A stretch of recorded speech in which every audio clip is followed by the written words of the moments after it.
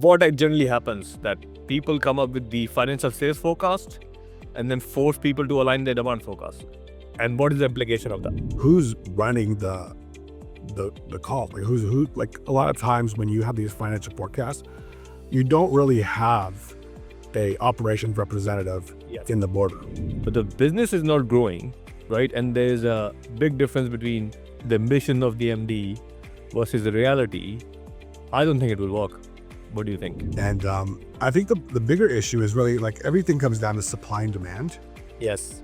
And what happens is a lot of people don't realize that demand comes first, and supply is just fulfillment of demand. So any example where you can think of there was not excess money available to fund the inventory? So once we run the S&OP and we see that there's a gap, it's really going through the IBP process and looking at what the IBP is about resource management. Yeah, if you're a young demand planner, I would say you have to be very... So one book, podcast, or maybe a movie you want to recommend people to watch? Oh, wow. I'm a big fan of... Yeah, and you have your own book at the back, right? What is this? Mind your own business. What is this? When you put it in there. And a specific ERP or software you would want to recommend to any supply chain demand planning folks, S&OP folks. This video is brought to you by us, SCM Dojo. We provide awesome courses, guides, best practices for supply chain community. Hi folks, welcome to one more episode of the Supply Chain Show. Today we're going to talk about with a topic which is close to my heart, which is S&OP and IBP. Generally, people think it's very easy to move from S&OP to IBP, but it's not that easy. And I have a right person to talk about that topic who does this for a living. I have Mr. Waleed with me. How are you, Waleed? I'm good. How are you? First of all, thanks for your time. I think you're the only supply chain person I know, in all honesty, who I got to find out from Instagram, because generally I get connected with people through LinkedIn, right? And I've seen your profile, fantastic profile. So I think the right time, it's the right time if you just introduce yourself and we'll take the conversation from there on. Yeah, so my name is Walid Nasserdeen. I'm based in Las Vegas, United States. Cool. I run a private practice, an advisory practice. We specialize in CPG operations, supply chain, specifically around inventory forecasting, S&OP processes, things like that. Good. And your experience predominantly in FMCG, I guess, right? No, so I have a pretty long history of background. So my background was finance and economics, Wall Street analyst, and then through like the business turnaround scene, I just fell in love with supply chain. Started in the ice cream manufacturing space. That's where I went from finance to operations. Right. And then a big corporate, so toys companies, I've done with case companies, so consumer goods, and then specializing in food and beverage. Good. So when we did the introduction, I think we debated this whole S&OP and IBP and why it's difficult to align, right? And the idea was that once you run the S&OP process, your demand review, supply review, your financial review, and the executive review, which should feed back to the financial alignment, right? Because IBP is integrated with this planning. But you have a different view. You think is generally industry is top down, right? Yeah, most of the companies that I've worked for, small and large, it's usually a board of directors or a financial team that's kind of like putting this forecast or this ambitious, forecast onto the market, and then expecting operations to kind of fulfill that, regardless of how realistic that financial forecast is the question and the challenge. So in your view, so what generally happens that people come up with the financial sales forecast and then force people to align their demand forecast. And what is the implication of that? Yeah, so what happens is usually you have a financial forecast, but it's ambitious first off, and then it's also very aggregated, right? So you're looking at maybe a top dollar amount, or you're looking at like high level trends or market trends. And then obviously if you're a public company or private company or private equity company, will kind of influence like how ambitious you are trying to hit certain numbers. Yeah. And then usually it'll go down to like the customer level, which is the sales team. And they'll just try and, a lot of times what they'll happen is they'll just kind of peanut butter spread whatever the customer level forecast is to meet that financial forecast. And then by the time it gets down to the operations team, they just know they have to make X amount of inventory to meet a certain amount of demand, but they don't necessarily know what products they're making. And then of course, if the market isn't asking for that, which is why most companies will have a lot of excess at the end of the year, So it's like, how do you align that and recognizing that as you come down the the financial or the institute, the person of influence is getting lesser and lesser, right? So you have a board of directors or CEO, and that's coming down like a VP of sales, and now maybe a director of operations, a demand planner. And so as it gets further and further down, it's harder to challenge, which is kind of the issue. So if I understand this correctly, so if I'm an MD, a small business or medium-sized business, right? I have a budget which I have to hit, right? Then it creates a projected sales demand, and what people do is we have to hit that number, right? That creates a sales forecast which pass on to supply chain people to buy inventory or make inventory meet those numbers. But effectively, that number cannot be true, because if you would really want to have the, let's call it, even unconstrained forecast in the S&OP language, then you have to have a demand review where you have to take your economics, your product line, your marketing, your promotions, your sales forecast, your customer input to arrive at the demand plan, right? So I think the way you explained it, what generally could have happened is there's a gap between, let's call it, a budget-driven top-line demand versus the unconstrained demand, which a business could fulfill based on the market dynamics. Possible? Yeah, absolutely. So you can have your unconstrained demand, and usually the planner is, and depending on the company, is looking at that from a product and units level, Yes. and they don't really reconcile that with a financial forecast. So you could have a market demand or unconstrained demand that's like, let's say, just 10 million, but the financial projection is like 15 or, Exactly. So that for me is the other way around, right? I would like to think the way I was doing, though, it should happen is you take your unconstrained demand, right? Which is fine, which is everybody should be more realistic about it, not generally, again, driven by statistical forecast. That's also fine. Then you go to your supply view and then you identify constraint, you arrive at your constrained demand plan, right?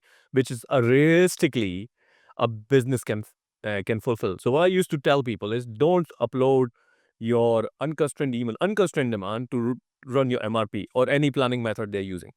You should use constraint forecast which comes out of the supply review, because that means you can make based on materials available, your capacity available, your people available, right? That means you would not be able to create the excess inventory. But the downside of that is when you go back and reconcile with your budget or whatever the top line they put in place, there must be a gap. yeah. So, and how, in your experience, how the business would take that? Yeah. So, well, this goes into the SOP versus IBP, right? So the way I like to look at it is you have a constrained demand, and then you have a constrained demand, and that process is the S&OP process. Now, if you have the unconstrained demand and the financial forecast, and there's a gap between that, that's the IBP process.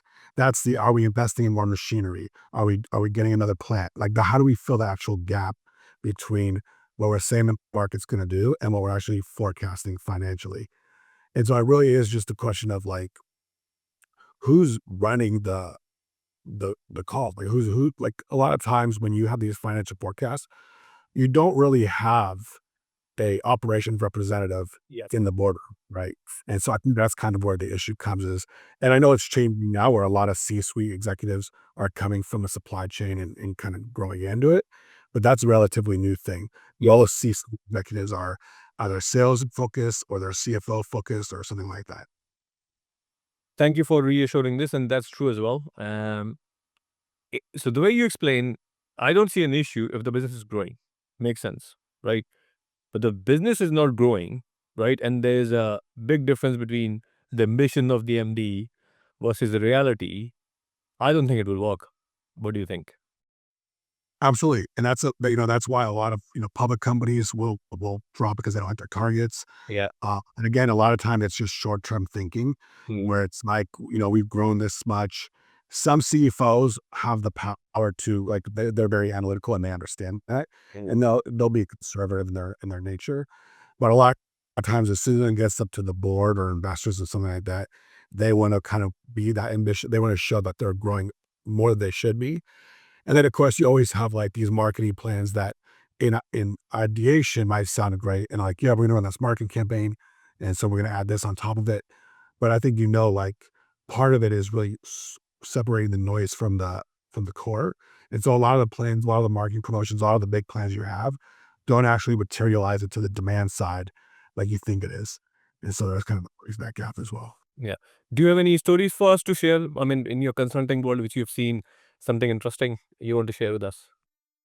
I mean, most recently, I have a company I'm supporting where it's VC backed, so it's kind of go to market, and it's just one of those things where as they're fundraising and as they're financing the business, they're throwing these very ambitious numbers out to the VC funds, and I think the bigger issue is really like everything comes down to supply and demand.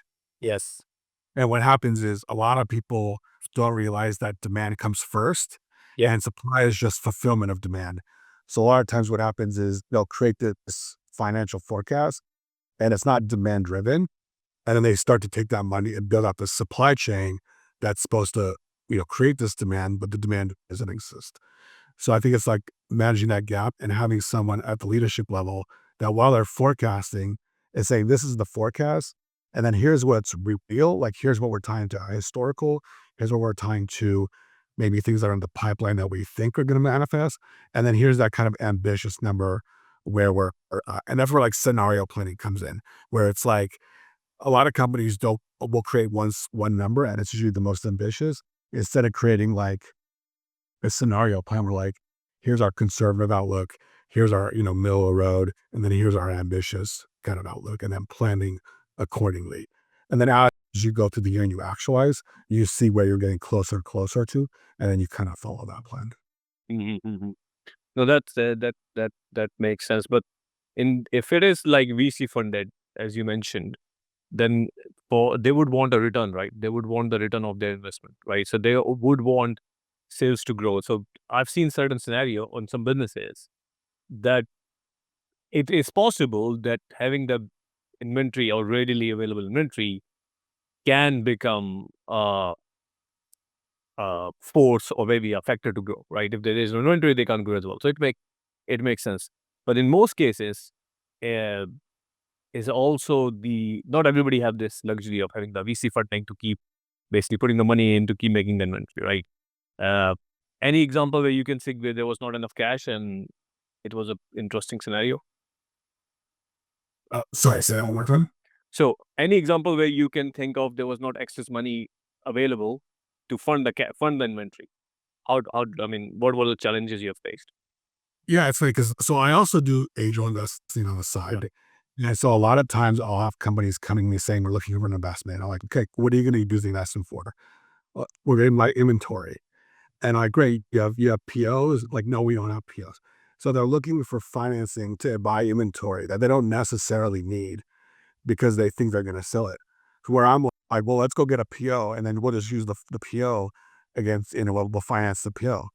So they try to basically buy the inventory in the hopes that it'll sell. And what happens is a lot of the founders are sales oriented.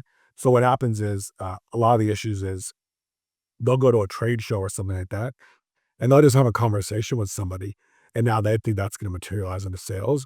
And so they're trying to build all this inventory in preparation. I've come across brands where they're probably holding 80% of the revenue in inventory. So they're like a $10 million brand and they're holding $8 million in inventory because they think it's gonna, double in sales or something like that.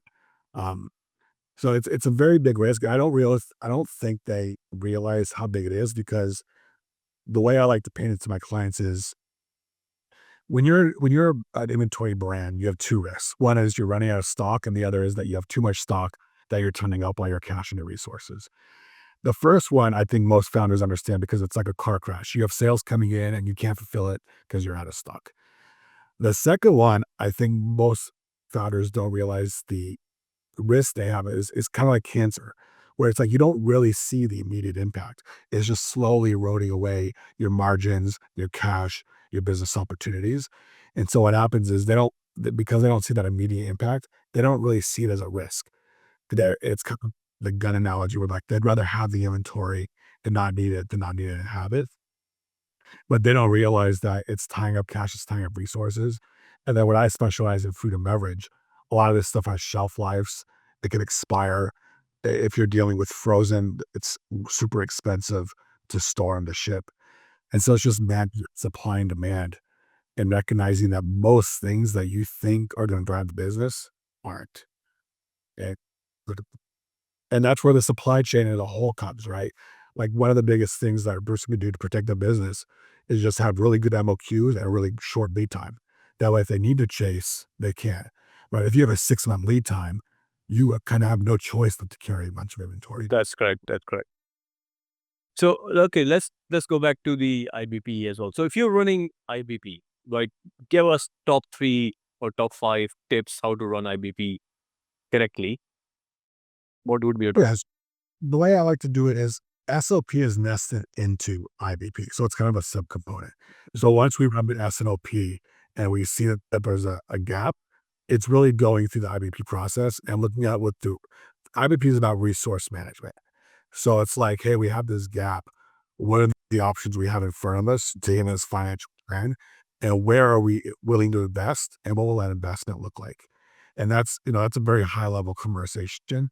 But it's usually very forward looking. So we're talking a year, 2 years sometimes. We're talking about investing in machinery, building out manufacturing plants and things like that. That makes sense. That makes sense. Okay, cool. So I think let's thank you for this. So as you said, SNOP, IBP cannot be run without a proper SNOP process, right? So SNOP is important, but running, I find it. Actually, I was in the client today, and that's why I'm wearing a tie. Otherwise, I wouldn't. It's a, they had supply chain issues and exit inventory per OTD, and unfortunately, they're deploying a new ERP. But and it's 65 million, almost $100 million business, 65 million pounds. They don't have SNOP at all, and they say, "Oh, we are built to order." I said, "No, because you have a 15 days lead time. You have a plant in China. You have six. Even though you can say you have thousands of components, but actually you have 600 modules which make the product, right? So you have to be forecasting the 600 uh, modules to have the right inventory in China so you can ship it on time to configure. Anyway, and it's amazing that, businesses can reach to tens of millions or even 100 million without running SNOP. It's just incredible, right? For me, I can understand that. So anyway, but that's why you people like you and me have a job, right? If they know how to do it, then we won't have a job. So And that's the thing, right? And that goes back to the point of not having a lot of operational um, voices in the C-suite, right? There's a lot of companies that are very big that the demand planner role doesn't even exist. The forecasting and that kind of stuff doesn't, let alone SNOP. Even just yeah, someone properly with a forecast is a gap. agree, certainly agree. So if you have to give advice to a young demand planner, what that would be? I'm just moving to my quick fire questions. Yeah, if you're a young demand planner, I would say you have to be very creative. You have to recognize that the superpower of a demand planner is not necessarily in the forecasting and the analytics. That's great. Like I have a background in statistical economics, but it's how do you translate that stuff to people who don't understand finance and data? Like how do you take a forecast and communicate it to a sales VP or a finance person? The cool thing about demand planning is it's one of the few roles where you get to touch in every part of the business, right? So you get to talk to marketing, you get to talk to finance, you get to talk to operations, Right. but recognizing that all those people speak their own language and all those people have their own agendas and KPIs. And so how do you line everybody, speak everybody's language, and then pull everybody to a common goal, which is consensus? Correct, correct, correct. So one book, podcast, or maybe a movie you want to recommend people to watch? Oh, wow. I'm a big fan of, and it's not directly related to S&OP, but Jocko Willick's Extreme Ownership. I think, as a demand planner, you're not necessarily a C-suite executive, but you have a room and you're leading a meeting with all these people. So to be able to like take ownership and say like, this is where we're at. I'm taking ownership of this number, but because I'm taking ownership, I need all you guys to play your part and take your ownership and then come together and then, build a plan that we all align with. Yeah, and you have your own book at the back, right? What is this? Mind your own business. What is this? When you put it in there? It came out in June, like about 6 months ago. It never went bestseller on Amazon for forecasting and operations. And this is more of an entrepreneur book. So this is it's called Mind Your Business. The 5 questions you think you know the answer to, but don't. So I'm sure you've done this before. Like as you onboard clients, you have like a diagnostics that you go through. And so these are the 5 questions that when I would do my diagnostics, all my clients would say, we know the answer to that. Oh yeah, we know our cost of goods sold. And then you get like 3 months into the project, they realize those cost of goods sold are 5 months old, or it's in someone's head. Milk prices have shot up. So it's basically an audit of a person's business. And it's cool because it actually touches every part of the supply chain, which is pretty nice. Right, right, right. And a specific ERP or software you would want to recommend to any supply chain demand planning folks, S&OP folks? Uh, Not specifically. I'm an Excel traditionalist. I tend to believe most people Excel is the best software, right? it's the best. I mean, even you have these billion-dollar companies, they end up exporting everything into Excel anyways. It's you shouldn't run your business in it, but it's a great thing to have. And I think and I play in that $5 to $50 million space with my clients, Yeah. and so a lot of clients don't necessarily need the ERP system until you get to a certain level of complexity or compliance. Um, but in my opinion, I think they're all pretty much the same. They all do something really good, and there's something they do okay. And um, so yeah, I think most systems are fine. It just depends on, do you have someone internally? The fuse is the biggest issue. Is they'll have the system, and they don't have an internal person that's really an expert on that system, and so the system itself never really gets utilized the way it should be. Right. No, so I want to pick your brain. So I have co-founded a company called PlanPlex, right? Is a AI native demand planning, supply planning, also end-to-end planning software. Now, we started with the thesis, oh, let's focus on SMBs, anything between 10 billion to 100 billion because they focused on Excel, right? Great. That was the thesis. I work for big companies, they all use some kind of software.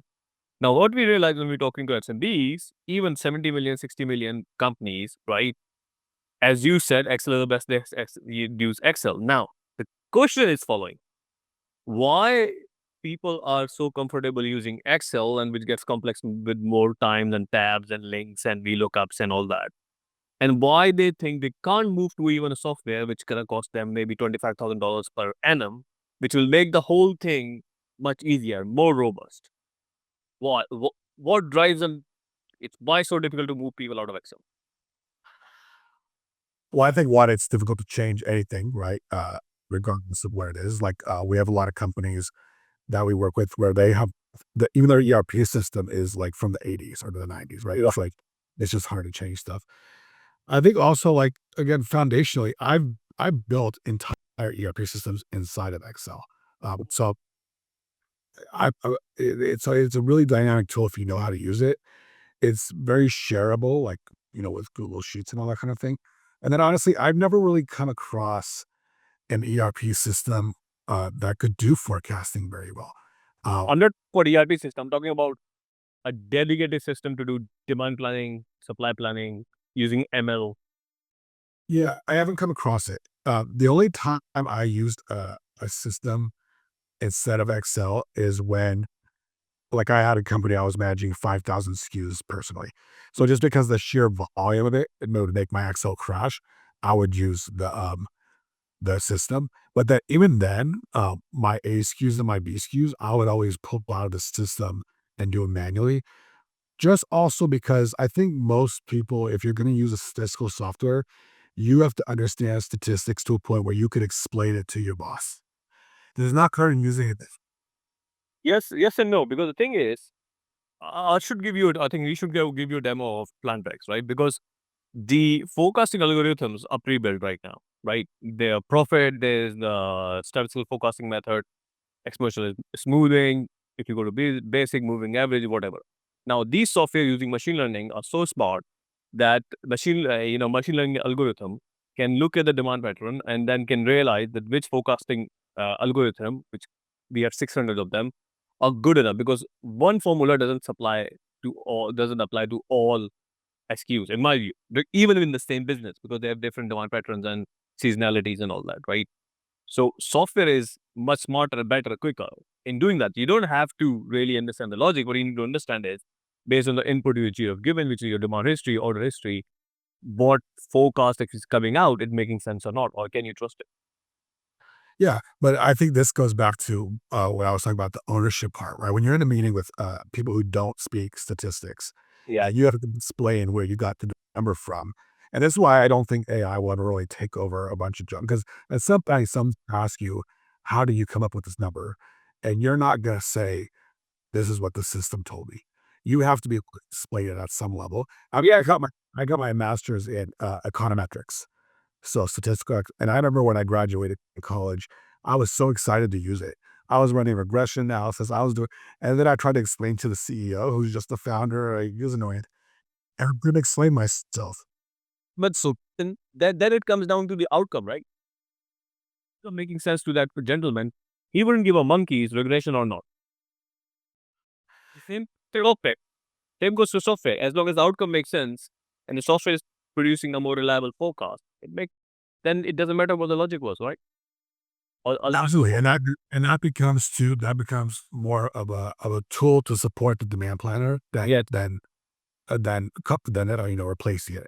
And that goes to like the ERP, what we were talking about, where you could have an ERP system, and if you don't have someone who understands supply chain, the ERP system isn't going to be utilized properly. Yeah. So yeah, someone like me and you using a software makes our job easier because we understand that kind of stuff. But mass market, like when I was, I had a team of 16 demand planners, and I was maybe one of the two that actually understood statistics. A lot of them were just old supply planners or old inventory analysts. Like the level of statistics that they would understand wouldn't help. Wouldn't good. I think that by most people revert to Excel. That's correct. Anyway, great conversation. That's why Excel is still the best software since 70 something, and still happen to do a good job. I would say I really enjoyed conversation. You sound like a real practitioner. You are speaking the language of the the people on the floor. It's been pleasure talking to you. Thanks for your time. Thank you. I appreciate you. Thank you. Guys, hopefully you like this discussion. I like the end part. And if you like what we doing here, like, share, subscribe. And last question before we go, how people gonna find you, Waleed? Just quickly tell about Yeah, we'll lead Nasserdeen on most social platforms. My company is called WND Advisory, so WND.com. it. Okay, good. Thank you. Take care. Bye. Thank you.